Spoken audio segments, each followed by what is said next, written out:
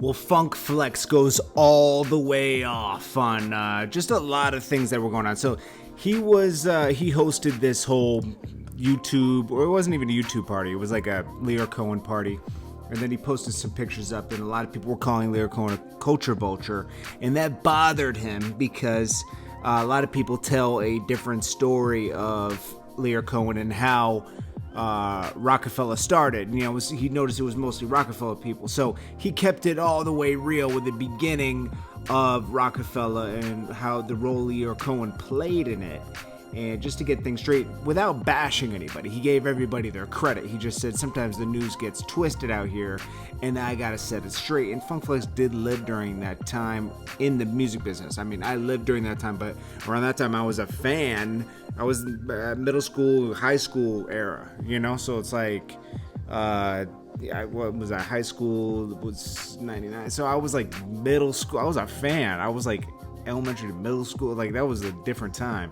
Anyways, so let's get into this. This is Jordan Tower 18. Who's hit that bell, hit that subscribe button, hit that thumbs up button, guys. Okay, so we got Funk Flex just keeping it all the way real here. I'll read what he said, and then I'll play what he said. You know, very informative of him to give all this information out. So Damon Dash usually bashes LYOR Cohen because, you know, he has a gripe against LYOR Cohen. You know, LYOR Cohen and Jay-Z kind of conspired and took over ROCAFELLA. And a bad business deal happened. Damon Dash is a marketing genius. Jay-Z wouldn't have been Jay-Z without Dame Dash and his team. You know, like they all needed each other. They all needed each other. Dame Dash wouldn't have been Dame Dash without Jay-Z. You know, it just all goes hand in hand. And then same with Biggs. They all needed each other. So Dame Dash built an amazing, but this is what Funk Flex said. Dame Dash built an amazing brand with Biggs and Jay-Z. I have tremendous amount of respect for him as an entrepreneur. 1000% understand his cockiness. He's self-made, and I know you wouldn't believe me, but Jay-Z wouldn't have ever been noticed without Dame. He said, but in 2018, I refused to join the cheerleading squad with Dame and the slander. Without Def Jam Machine, ROCAFELLA would have died in the wind. ROCAFELLA was being distributed through Payday Free Sleeping Bag Priority Records. Google it. That was the first Jay-Z album, okay? Before Def Jam. This was before In My Lifetime. This was Reasonable Doubt. I do remember. I bought that record. I wasn't even in high school when that record came out. So then he said, Jay-Z would have been another great MC that faded into obscurity if he stayed in that situation. Dame made a lot of money with LYOR. All of the great partnerships always come to an end. Jay-Z went his separate way because Dame didn't adapt to the fact that he needed to refine his personality. No one can remove you if you stay in tune to the surroundings. He said, he added, Dame Dash and said, I love you dearly, brother. You've helped me in 96 when my back was against the wall, but you're a liar. I was there fully back then. I signed to Def Jam for the Tunnel album. You are a liar. That man helped you. There are a lot of legitimate issues with LYOR because, you know, he's a ruthless businessman at the same time, and it is the music business. Dame ain't one of them. It's always easy to turn people against the rich Jewish guy that is still relevant making money. I love you dearly, bro, but you foul with LYOR energy. I'm just tired of speaking up on this. The truth is, the truth is all we got. Why do we continue to twist it? A culture vulture can't get you unless the culture you represent is for sale. You know, and I know what Dame Dash is going to come back with. Well, you got paid for a party. And, you know, now you're on his side. But here's the thing. See, Dame Dash is a genius when it comes to marketing. That's where I think Kanye gets it from, honestly. I don't know. You know, listen to him and see what he says. But, you know, also what sparked this was this family tree that's going around about ROCAFELLA right here. He says a lot of names are left out. Okay, a lot of names are left out. So, you know, you can go through this tree. It goes like here. I'll just go real slow. You guys can pause it if you want to go through. But, you know, I'll play what Flex said, right? I don't know why 2 Chainz is under Good Music. That makes no sense. He's not signed to Good Music. So this tree is a little bit false at the same time. But whoever made this tree, it wasn't 100%, but it is pretty good. Shows everything that Jay-Z is involved in and what it trickles down to. Anyways, guys, I'm gonna play what Flex said, and you let me know what you guys think. Appreciate you guys, and listen in. No, I don't want to offend anybody today. Ex-ROCAFELLA people, I guess, Dame Dash fans, which is nothing wrong with that, in the comments, attacking LYOR. And, you know, I've often seen, I'd rather no music, bro. You could turn that over. That dude James is giving me a headache. You know, and turn my headphones up a little bit. Okay, so, on top, so, you know, I look at the comments, and normally, you know, New York, I like to roust the bouse in the comments. So I said, you know what? I'm going to leave it. I said, in the beginning of my mind, I'm going to leave it alone. Then I got in there. And then I saw people adding Dame Dash, Duska Poppin', and they kept using the word culture vulture. And the word culture vulture, New York, it really bothers me. It bothers me when people take that phrase and attach it to something and with no merit. And I'm going to tell you that I swear is the truth. And I'm going to tell you how this game went. 1990, I used to DJ for Chuck Chillout. What's the young man from Brooklyn? Jazzo. I was on WBLS every Friday and Saturday night. Jazzo bought Chuck a record. It was a Hawaiian Sophie. And I think it's 89.90. It was different sounding, weird sounding. The video was a little off-putting, but people really gravitated to it over time. And Jazzo at the time was a very respected lyricist in Brooklyn. He was on Capitol Records at the time. This is 1990 when artists weren't being put on majors. And he had Jay-Z on this song, and I remember something. He didn't have it featured. They were like equal billing, which I thought was cool. And I'll tell you something, Jazzo being super respected, I think was harder for Jay-Z to be on that song because I think he got criticized for it, but he was dope on that particular song or on that particular project. And I remember Jazzo maybe not putting out any more music. And then I don't remember hearing a lot from Jay-Z after that in 90. And then maybe, I want to say 92, 93, and I could have my years wrong, Dame Dash had a label situation on Atlantic. Shout to Clark Kent, because Clark Kent was the person I think signed that deal at Atlantic. And the reason why I'm saying a lot of names today, New York, because I saw a piece of artwork where ROCAFELLA Records did like a whole arm tree of all the different people that they put in the business. I'm going to tell you all the people that they don't mention today. Because I just want like culture vulture and this, that, that, and this, that, that. And I'm going to tell you why this story bothers me and annoys me. Because it annoys me people from my era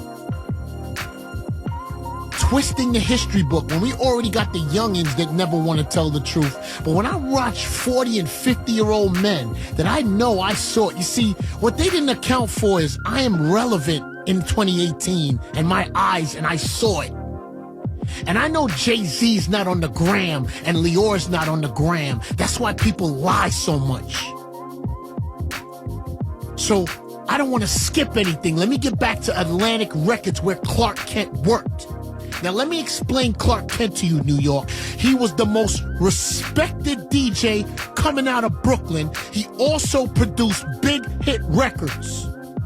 So him signing Dame Dash's situation or influencing it was a big deal because of Clark Kent's credibility. One of the groups was Original Flavor, which Ski was in. And Ski, another person that they don't mention, used to produce a lot of the songs. And I think Ski was one of the rappers. So I want to place the connection with you. Atlantic Records, Clark Kent. Ski was a member of Original Flavor. He did the tracks. Jay-Z does a feature.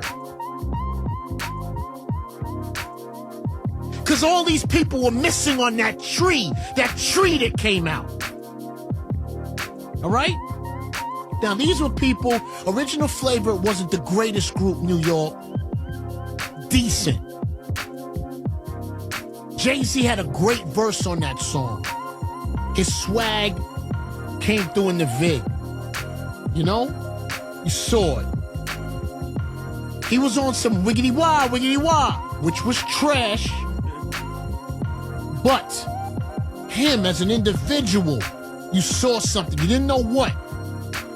Now, all of this is happening. Redman's popping, Wu-Tang's popping.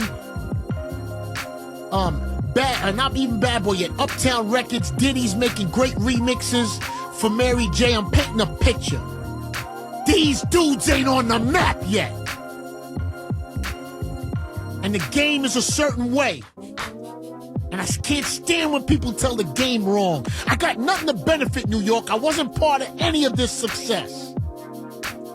Right? I want to just get that across. I was not part of it at all. Okay. So now where are we at? Atlantic, Clark Kent. Right? Clark Kent always told me about Original Flavor. He always beat me in the head when I was on the radio. He always beat me in the head about Jay-Z. I was like, whatever, And I may get my timeline wrong somewhere in here, but somehow Jay-Z makes his way to Payday Records. Now, is that In My Lifetime? I think that's the song. This is before Dead Presidents. In My Lifetime, Payday Records. Payday Records is a record label that had a ton of credibility because of DJ Premier, and he had a lot of hits. It was owned by Patrick Moxie. When you got a record on Payday at the time, it meant something as a DJ. Jay-Z's now on that label. Credibility inherited. But he's a dope MC. I never want to take away from that. A dope MC. His records are getting better. In My Lifetime, I'm going to tell you something. AZ was cranking at the time. And I remember I remember some street cats in the Bronx saying to me, Flex, you gonna play that Jay-Z? And I said, you mean AZ? It was like, no, Jay-Z. I said, bro, I don't know Jay-Z, I know AZ. Because that used to get confused in the beginning. You remember that, Tat? Am I lying? They used to get confused. Because AZ was that street dude making them songs. Lyrical. Out of Nas's camp. Correct. And from Brooklyn. Cool. I dare anybody to tell me I'm lying today. Okay, so then now we're at Payday Records. Jay-Z signed there, In My Lifetime, which Clark Kent might have produced. And I remember Clark Kent used to be in the videos. So that used to give the project credibility, because I respected Clark Kent as a DJ from Brooklyn, producing hits. And then I used to see Damon J. So that was, for me, the credibility for a lot of people. Correct? And you being from Brooklyn, Tat, turn his tats, Michael. Me being from Brooklyn, is that correct? Is that correct? That is correct. We a talk show today. Talk about this. Okay. Now we're at Payday. I believe it's produced by Clark, and I'm not sure. Here's the song. Boom. It's bubbling. Right? Somewhere Dame Dash is in the equation. But remember, for Dame, incredible hustler, incredible marketer, he's also coming from a situation in Atlantic where those groups didn't happen. So I looked at him as a person as, I gotta see what's happening, because you had two groups in there that were okay, mediocre, but they didn't move. And now you're telling me Jay-Z's the thing, right? Cool, we're at Payday Records. Now we go to Jay-Z's next label, which is Freeze /Priority slash sleeping bag. I'm missing something else was in there. Priority slash sleeping bag slash priority. What was somebody else? Freeze. ROCAFELLA. Yeah. Priority. Sleeping bag. Will Sokolov. And Sokolov, don't get mad at me. One of the biggest guy that never pay out royalties. And Will, you know I'm your friend, but I'm gonna keep it sold 1,000 today, my brother. Right? Yeah. Mm-hmm. He then puts out, what's the song? Dead Prez. Oh, correct. Was it Dead Prez? Correct, because Dead Presidents. Yes. It's on Freeze, Priority. Let me tell you something, New York. This label was garbage. If it wasn't for Jay-Z's swag and Dame Dash's marketing and push, nobody would have knew they were on this label. Priority Records was the label that used to have hits with Ice Cube and people like that. Freeze Records used to put out house records. Sleeping Bag Records used to rob people.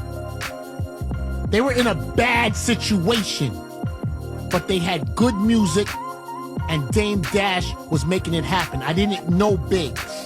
I don't know. And today, I don't know if he's the money man or what he is or what he was behind the scenes. Quiet part. He was quiet financial partner. I did not know him. He didn't exist in my mind yet. I didn't see him yet. Those are the two guys I saw running around. Now, in this area, Christy Clifford used to manage Kid Capri, still does. Kid Capri used to do college tours. Jay-Z used to open up. I am just giving you all the names that don't get mentioned because I saw that family tree the other day. And I just want to acknowledge some people. And then I saw how people were with my picture of LYOR. So I'm like, if they want the story, I'm going to give it to them. I'm going to give you Sidebar, New York. You know that song? What's that song? Annie, what's that called? Hard Knock Life. Hard Knock Life. They don't mention this either. Hard Knock Life was a break beat that the 45 King made. He only gave a few DJs those pieces of vinyl. Kid Capri was one of those DJs. And I might have my tour wrong, but I'm going to tell you, there was a tour, the Bad Boy Tour. Right? Yeah. The Bad Boy Tour that Puffy was very generous to put them on. Right? Because they love to scream culture vulture. That's their word. Culture vulture. Kid Capri was playing this breakbeat because he was the intermission DJ in the arena. In playing that breakbeat, Jay-Z or Dame walk up to Capri and say, "What's that song?" It's Annie, a breakbeat produced by the 45 King. Hence, here comes the song. They never mention that. Now I want to divert back. Is it Payday? Where were we at? We were at No, we were at Freeze slash Sleeping Bag slash Priority Records, the garbage label they were on. But those guys made it work. Those guys' swag and effort made it work. That's when they put the Benz out in the street covered. That was no. That wasn't until they got the Def Jam money. Let me keep this all in perspective, Tat. No, it came. I saw Priority on Now, here comes Ain't No, right? Yeah. They never mentioned Big Cap. Because Big Cap was the one that was playing that record, not Flex, not anybody else. Big Cap was playing that record. That Irv Gotti got to him. They never bring up Irv Gotti. Irv Gotti, New York, because Dame had a situation at Atlantic Records that I didn't really dig, and I think a lot of other DJs didn't. At that time, we wasn't picking up his phone calls. Not personal. It was just when somebody has it. It's just the way it is. If you work in records or whatever it is. Granted, Dame was cocky. I want to tell you something, New York. His voice and the way he spoke to us about Jay-Z in that very beginning, he was the cog slash mouthpiece slash genius at that ROCAFELLA. Dame Dash once told me, Flex, you sleeping and you're playing yourself. I'm gonna keep it 1,000. I would act tough in front of him, but then I would ask Capos, like, yo, what is he talking about? Is this Jay-Z popping? Because I don't want to miss it. But he made you think. And I'm gonna tell you something about Rockefeller, New York. They came through in the bad boy era, which is the brightest shining light that you could ever see. And I commend them, because to be successful in the bad boy era meant you were really a really real brand. And they did that, man. And I'm going to tell you something. In their defense, a lot of people didn't believe in them, me included. A lot of people didn't. A lot of people didn't give them the benefit of the doubt. And a lot of people didn't help them. You know, I did see that. And because Bad Boy was still strong. Biggie was still out. You had your veterans that was still out. You had LL that was still out. All type of artists. So you were kind of like, hey, this isn't really where I'm at. Now, Ain't No comes out, and Cap is playing the dirty. They didn't even have a clean on the vinyl. So I didn't have the clean to play on the radio. And I might have been mentioning it on the radio. I think I played the instrumental saying that I don't have the clean. I can't play the words, but Cap played this in the tunnel on Sunday, and it means something. Right? Cool.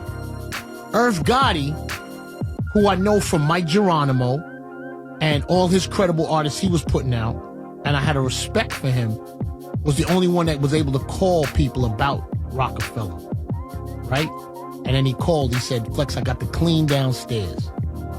He said, is it okay if Gotti, if you say I'm not, we're going to tell the truth. And Gotti said to me, is it okay if I bring Dame Dash around or something? I said, nah, I'm cool. You can give me the record. For no other reason, it's just I didn't know him. No, cool. We're at Ain't No. Now I'm gonna tell you something, because they always use the word culture vulture with Def Jam. Rockefeller didn't want to be on Def Jam in the beginning. They offered them a bag to promote Ain't No. They offered them a bunch of cash asking, could you promote the record? Meaning they know they wasn't good enough to be on Def Jam, but could you promote it? And they went to Kevin Lyles. Now I want to explain these people that these people call culture vultures, because I want to bring it in modern terms for you youngins. Kev Lyles was where? Atlantic Records. So what's that? That's Trey Songz. That's T.I. What else is over? Bruno Mars. What else? Cardi's over there.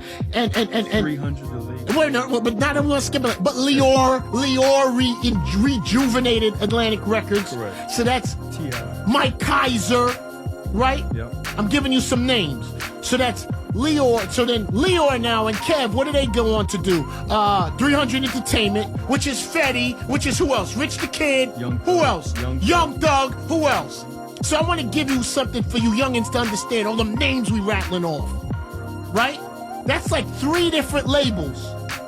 Def Jam consisted of all these guys at one label. LYOR, Kevin Lyles, who am I missing? Mike Kaiser, who's presently at Atlantic. Julie Greenwald, right? All these vultures, right? They were at one label, right? This one label had LL, Redman. Who else they had over there? Method Man. What else? Montel Jordan. What else? Slick Rick. I'm just going through the here. Now, I want to ask you something, New York. Remember, this time period I'm talking about, Rockefeller's on freeze/sleeping bag /robbery records. Right? Yeah. They're on a garbage label. Garbage. They go into that label asking if they can drop a bag to get their record promoted. Mr. Kevin Lyles, Mr. LYOR, and Mr. Mike Kaiser come up with a better idea. We got this Nutty Professor soundtrack. Why don't we put your song on there? Why don't we help you shoot a good video? Why don't we fix your life? Damn, you remember that, bro? Remember that, bro? Because New York, I'm going to tell you something. because that record was so hot, and because of all the effort that Jay and Dame and Biggs put in, I was watching because I was like, man, if they really get this together, this is gonna be something. Something else gonna start.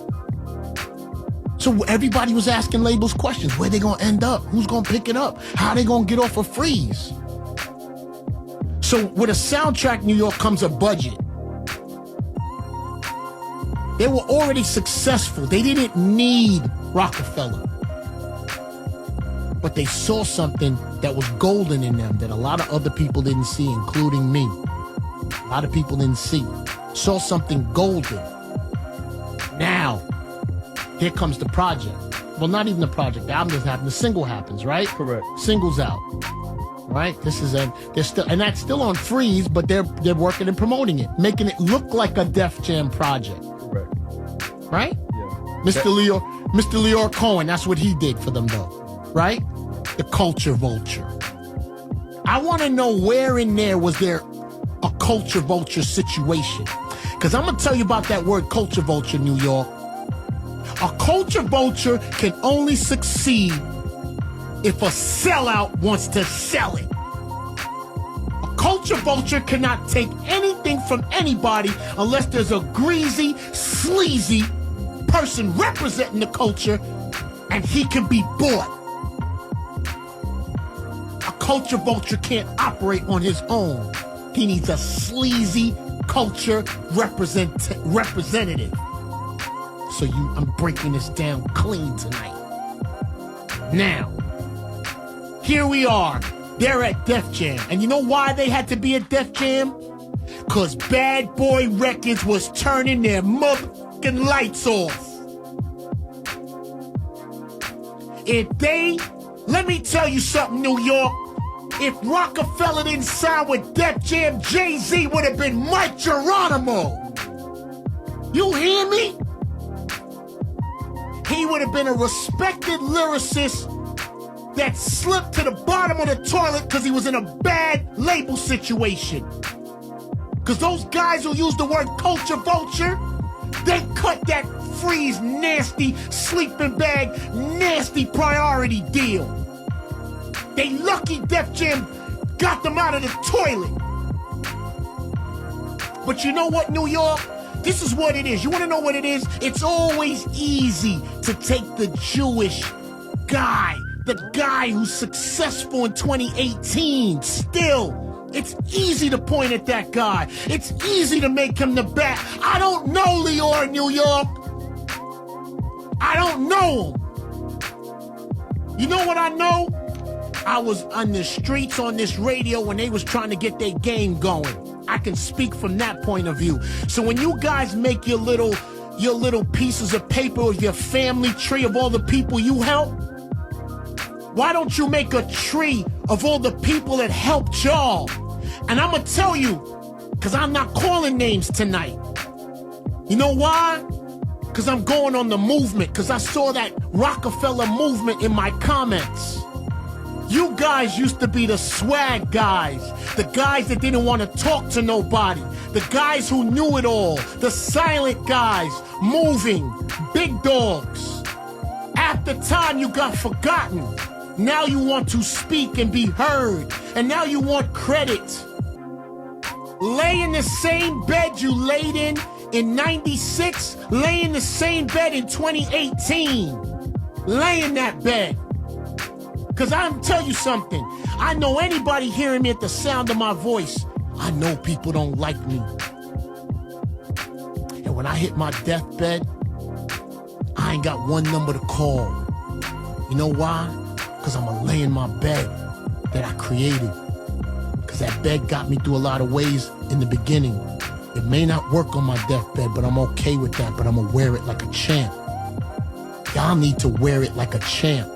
And I'm going to tell you something, New York. I'm going to tell you why these guys are bitter.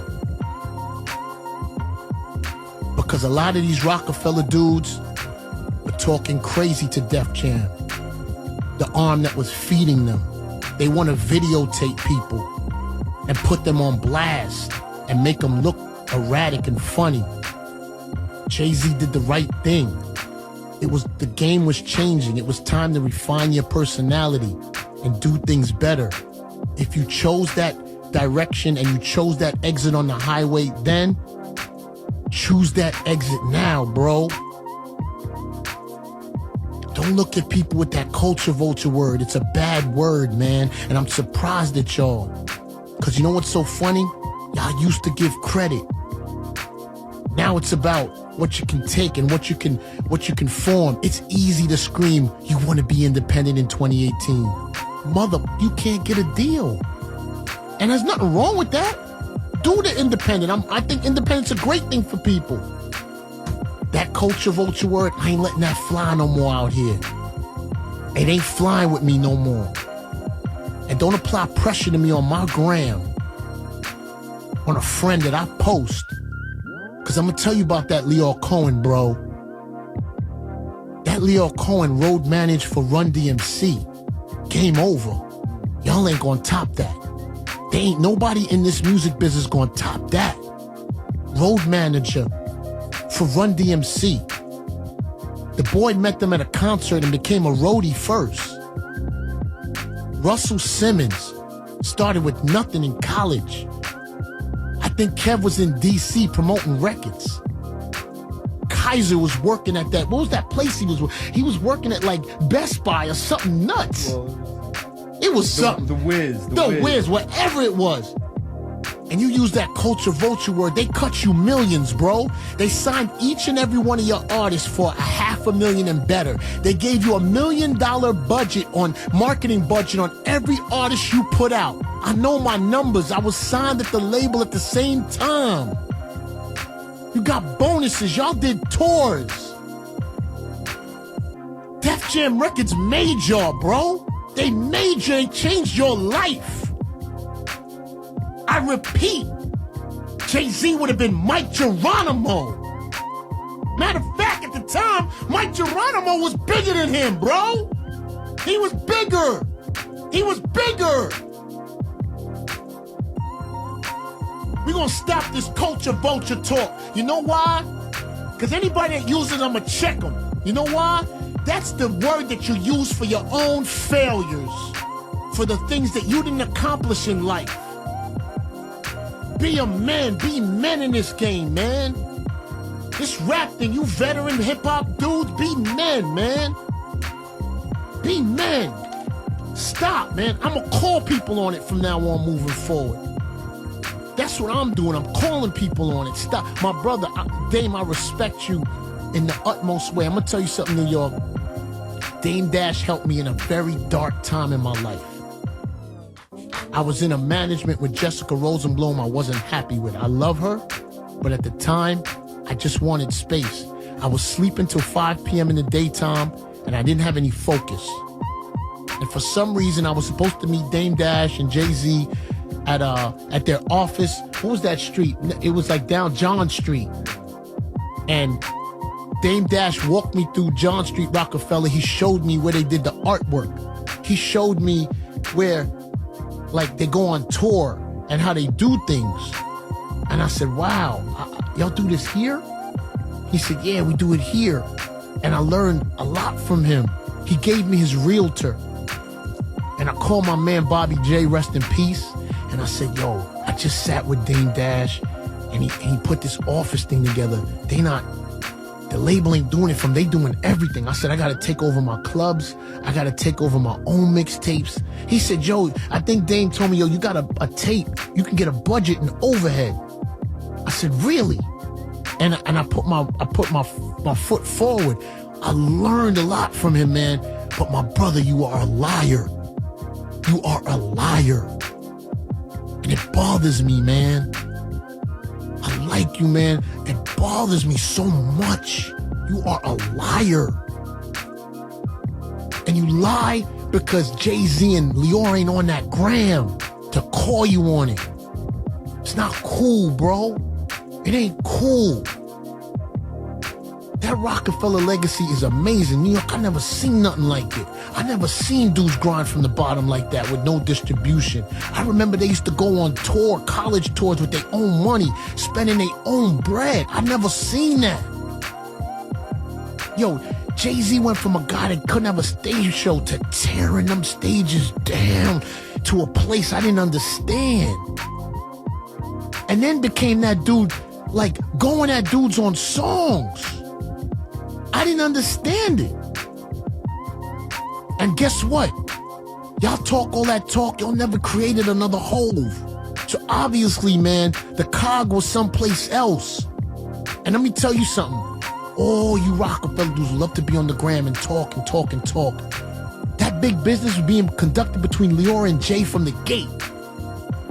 All that hooping and hollering, like, that was never gonna fly.